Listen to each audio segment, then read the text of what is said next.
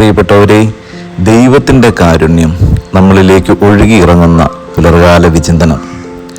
ഈ പുലർകാലത്ത് നമ്മളെയും നമ്മുടെ കുടുംബത്തെയൊക്കെ ഈശോയുടെ കരങ്ങളിലേക്ക് ഏൽപ്പിച്ചു കൊടുത്തുകൊണ്ട് നമുക്കൊന്ന് പ്രാർത്ഥിക്കാം. കരുണയുള്ള പിതാവെ അനുഗ്രഹിക്കണമേ എന്ന് പ്രാർത്ഥിച്ചുകൊണ്ട് നമുക്ക് ഈ തിരുവചനം കേൾക്കാം.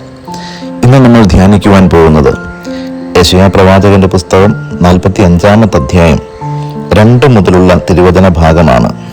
വചനം ഇപ്രകാരം പറയുന്നു: ഞാൻ നിനക്ക് മുൻപേ പോയി മലകൾ നിരപ്പാക്കുകയും പിച്ചളവാതിലുകൾ തകർക്കുകയും ഇരുമ്പോടാമ്പലുകൾ ഒടിക്കുകയും ചെയ്യും.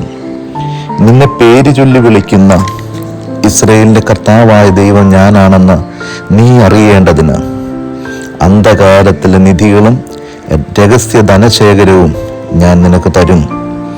എൻ്റെ ദാസനായ യാക്കോബിന് ഞാൻ തിരഞ്ഞെടുത്ത ഇസ്രായേലിനു വേണ്ടി ഞാൻ നിന്നെ പേര് ചൊല്ലി വിളിച്ചിരിക്കുന്നു. നീ എന്നെ അറിയുന്നില്ലെങ്കിലും ഞാൻ നിന്നെ നിന്റെ പിതൃനാമത്തിൽ വിളിക്കുന്നു. പ്രിയപ്പെട്ടവരെ, ദൈവമായ കർത്താവ് നമ്മളോട് പറഞ്ഞു തരുന്ന വാക്യമാണിത്. ദൈവമായ കർത്താവ് നമുക്ക് മുൻപേ പോകുമെന്ന്, മലകളെ അവൻ നിരപ്പാക്കുമെന്ന്, പിച്ചളവാതിലുകൾ അവൻ തകർക്കുമെന്ന്, ഇരുമ്പോടാമ്പലുകൾ അവൻ തകർത്ത് കളയുമെന്ന്. അപ്പം നീ ദൈവമായ കർത്താവിൽ ആശ്രയം വെച്ച് ജീവിക്കുന്നൊരു വ്യക്തിയാണെങ്കിൽ നിന്റെ മുൻപേ ദൈവമായ കർത്താവ് നടന്നു പോയിക്കൊണ്ടേയിരിക്കും. കാരണം ദൈവമാണ് നിന്നെ നയിക്കുന്നതെങ്കിൽ ഒരു തടസ്സങ്ങളും പിന്നീട് നിന്റെ ജീവിതത്തിൽ ഉണ്ടാവുകയില്ല. നമ്മൾ ജീവിതത്തിൽ എപ്പോഴും ആകുലപ്പെടുന്നൊരു കാര്യമാണല്ലോ, ജീവിതത്തിൽ ഒന്നും അങ്ങോട്ട് ശരിയാകുന്നില്ല, എവിടെ എന്ത് പ്രവൃത്തി ചെയ്താലും തടസ്സപ്പെട്ടു പോവുക, ഒന്നിനൊരു പൂർത്തീകരണം ഉണ്ടാകുന്നില്ല. പക്ഷേ എന്തുകൊണ്ടാണ് നിന്റെ ജീവിതത്തിൽ തടസ്സം വരുന്നത്? ദൈവം നിനക്ക് മുൻപേ നടക്കാത്തത് കൊണ്ടാണ്. അപ്പോൾ ഒരു പ്രവൃത്തിയിലേക്കോ ജീവിതത്തിൻ്റെ ഒരു തയ്യാറെടുപ്പിലേക്കോ നീ പോകുമ്പോൾ ആദ്യം നീ വിളിക്കേണ്ടത് നിന്റെ ദൈവമായ കർത്താവിനെ വിളിച്ച് നിന്റെ മുമ്പിൽ നിർത്തണം. ദൈവം നിനക്ക് മുമ്പേ നടക്കട്ടെ. നിനക്ക് അഭിലഷണീയമായിട്ടുള്ളൊരു കാര്യമാണെങ്കിൽ ദൈവം നിനക്ക് മുൻപേ നടക്കും, ദൈവം നിനക്ക് വഴിയൊരുക്കും. ദൈവം എത്ര വലിയ മലകളാണെങ്കിലും തടസ്സം പൂർവ്വം നിന്റെ ജീവിതത്തിന് മുമ്പിൽ നിൽക്കുന്നത് ദൈവം അകറ്റിക്കളയും. തുറക്കാത്ത വാതിലുകളെ ദൈവം തൻ്റെ കരുത്തൊറ്റ കരങ്ങൾ കൊണ്ട് തകർത്തെറിയും കർത്താവ്. ദൈവം നിനക്ക് മുമ്പേ നടക്കും.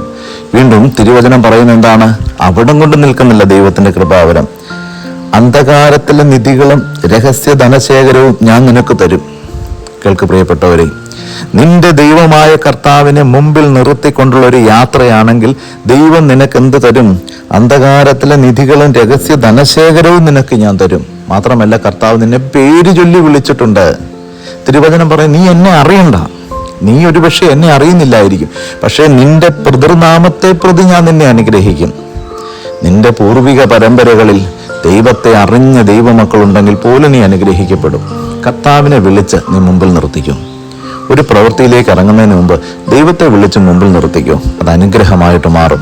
നമുക്കൊന്ന് കണ്ണടച്ച് പ്രാർത്ഥിക്കാം. ഈശോയെ, ഞാൻ നടക്കുന്ന വഴികളിൽ അവിടെ നിന്റെ മുമ്പേ നടക്കണമേ. ഇസ്രായേൽ മക്കളെ തേനും പാലും ഒഴുകുന്ന മണ്ണിലേക്ക് നയിച്ചപ്പോൾ അങ്ങായിരുന്നല്ലോ അവരുടെ മുമ്പേ നടന്ന് അവരെ നയിച്ചുകൊണ്ട് പോയത്. അതുപോലെ എൻ്റെ ജീവിതത്തിൽ എന്നെയും നടത്തണമേ. ആമേൻ.